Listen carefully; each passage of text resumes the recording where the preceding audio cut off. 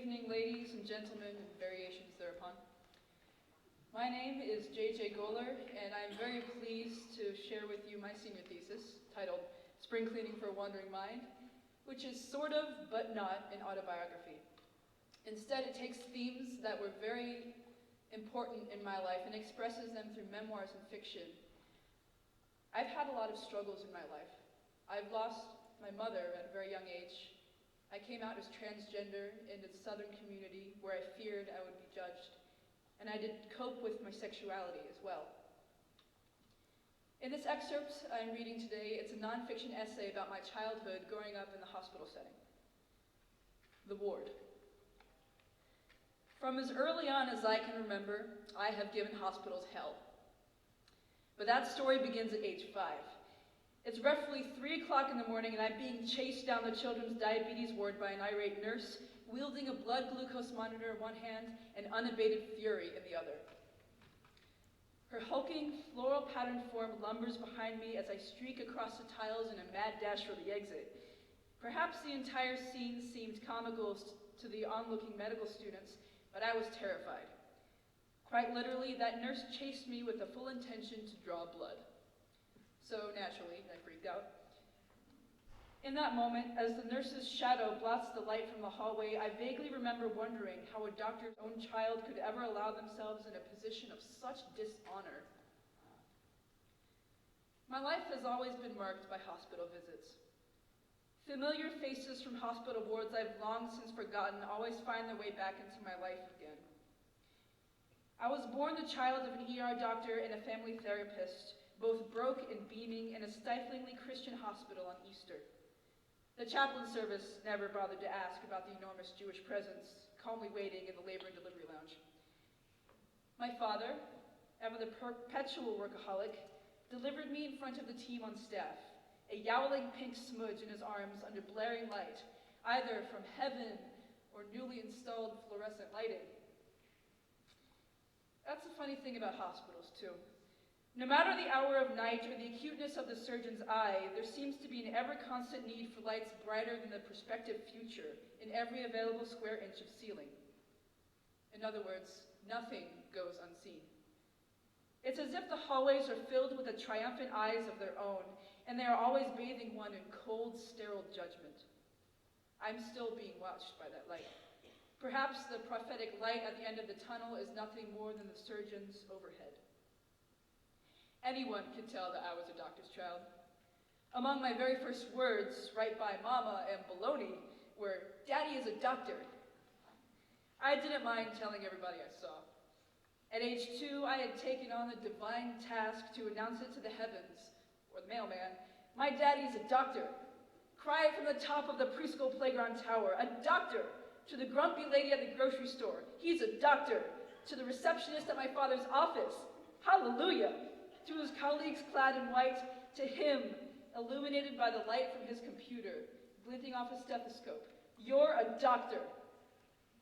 I knew the smell of antiseptic by heart, could pick it even out of thin air.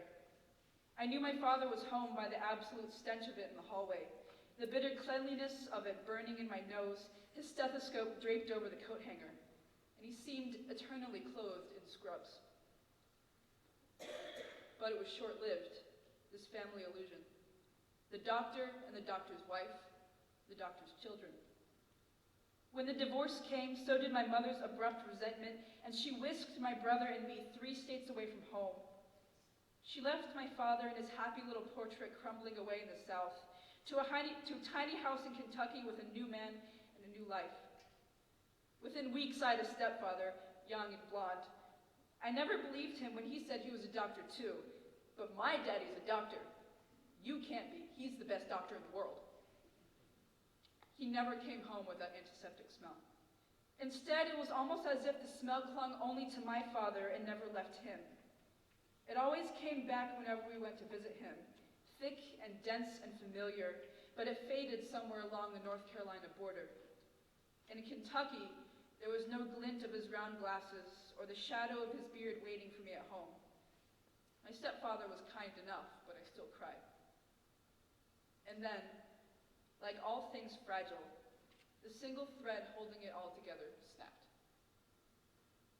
This new hospital's floor tiles were a green and purple geometric pattern over white flecked with orange. I counted every arrangement of the colors on the way to the ICU with my newfound skill. Perhaps it was a game my grandmother invented to keep me wonderfully unaware of the sudden chill in the waiting room. My father wasn't there, and for the first time, the antiseptic smell felt suffocating. We're here to see Mommy. I remember the TV overhead blaring away in a frenzy of color and movement, casting a sparse light on the faces of everyone in the waiting room, glinting off the window in people's glasses. I begged my grandmother for a stick of gum because, yes, I was old enough, I was almost 4. Daddy isn't here, he won't mind. I ran in frantic circles around the chairs until someone grabbed me and set me on their lap. I cried, I squirmed. I want to see Mama now, I screamed. Grammy shook her head and said, no, you can't go in there. It's for grown-ups only. Be a good baby and sit still. So I did. Occasionally, the nurse would slip in and out of the room, and with every swing of the door, I could barely see her in there, just the top of her curly black hair peeking over the shoulders of someone leaning over her, and only for a moment. I remember it being the last time I ever saw her. And then, hospitals didn't feel so safe anymore. She slipped away a day or two later, numb and oblivious to the people milling around her. Many of them whispered a lot, nothing I could understand fully. Poor kids. A boy and a girl, right? Oh, that's rough. Poor kids.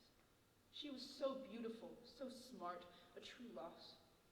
No one ever thought she would have done it. She seemed so happy. My father took me aside and broke it down for me, strategically simple. Your mom was sad. She was sick because she was sad, and she took too much medicine. In the years after, even now, I still can't understand her reasoning. I never had the chance, but as a child I could understand that she was sick to the point that even my father couldn't help. Even though she married 2 doctors, they couldn't fix her. And the one place that was supposed to save her couldn't. Why? These things happen, he said, and I don't question it anymore. But reality hits you hard as a kid, and I won't deny that I lost a little faith in doctors then that I'm still gaining back. And no matter how far you try to run from your history, little reminders manage to cling to the fibers of your town, your hideaways, and your neighborhood. Little things you take for granted. Handprints in the concrete, the smell of a familiar perfume, a small dog barking. It takes almost nothing at all to bring a memory back, full and vivid in your mind. The brain never truly deletes data. All your experiences, all your regret and love and hate, they never vanish. They just recess into the deepest tissues as if going into hibernation, building itself until the perfect moment. Disassociation with your surroundings can only go so far. Even if you run away to a tiny village deep in Mount Fuji or somewhere where no one knows your name or your story, all you have left to turn to is digging up your memories so you can find something to turn to for familiarity. My father tried his best. He married again, this time a doctor too, and moved again and had children again. His world started lurching forward while I felt I was stuck in a rut in time. It only got worse after I was diagnosed with diabetes when I was 5 and stayed a whole week in a large hospital room without windows or anyone to accompany me at night. I cried nonstop, and I would wonder if this is what my mother felt like, lying numb in her bed with nothing but the systematic bleeping of the heart monitor to bring her back to earth. I often say that I was forced to grow up too much in too little a space of time. Pediatric psychology tells us that the crucial years for children are the spaces of time within the first 5 years of life, in which a child initially learns the basis of his own life, the way of speech, the understanding of consequence. In a way, I suppose it's only fair to assume that the hospital life has wormed its way into my life, the way tree roots do as they grow underneath asphalt. The leaves growing from the very top of my head are dusted with the cement from my childhood. Thank you.